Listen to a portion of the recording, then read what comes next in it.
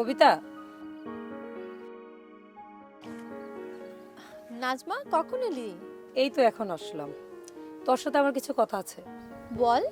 আচ্ছা, তুই কি অস্বীকার করতে পারবি আমি তোর বান্ধবী না? এই কথা বলছিস কেন?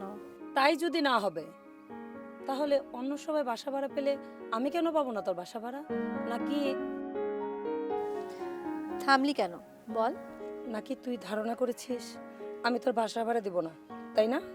ছি ছি, তা হবে কেন? মজিদ কিন্তু আমাকে তোর কথা বলেছিল, কিন্তু তার আগে একজন ভাড়া নিয়ে ফেলেছে এই জন্য। ব্যাস কবিতা, তোকে আর কিছু বলতে হবে না। অন্য কেউ বাসা ভাড়া পেলেও আমি পাবো না, তাই তো? তুই কথাগুলো এত পেঁচাচ্ছিস কেন? আচ্ছা ঠিক আছে, এবার খালি হোক তারপর। তারপর আর তোকে কিছু করতে হবে না। আমি সব বুঝতে পেরেছি। মজিদ ভাইকে এতবার বলার পরেও যখন বিশ্বাস কর, মজিদ তোর কথা না আমাকে এভাবে বলেনি। তুই কিন্তু আমাকে দোষ দিতে পারিস না। ঠিক আছে, তোকে কোনো দোষ দেবো না। যা বলার ও মজিদ ভাইয়ের সাথেই বলবো। আরে ওকে আবার কি বলবি তুই? না না, ওনাকে আর কিছু বলবো না। আমার কপাল খারাপ। ঠিক আছে, আসি। আসি মানে? আসি বললেই হলো? তোকে আমি যেতে দিব? কি করবি তুই? কি করব মানে? একসাথে মিলে লাঞ্চ করব, তারপরে ছাদে আসব, ধুমায় আড্ডা মারব। না রে, আজ আর সেই সময় নেই। কারণ কারণ কি?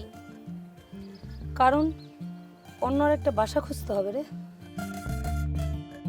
তুই কি ভেবেছিস আমি হাসি মুখে চলে যাচ্ছি এজন্য ভেতরে কোনো কষ্ট পাইনি?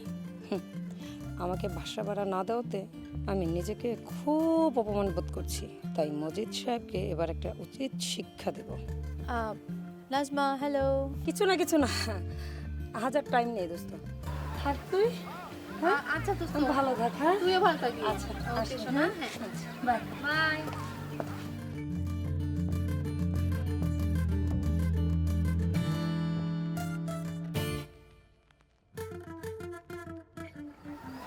সরি দোস্ত, তোর মতো সুন্দরী রূপবতীকে আমি আমার বাসা কখনোই ভাড়া দিব না।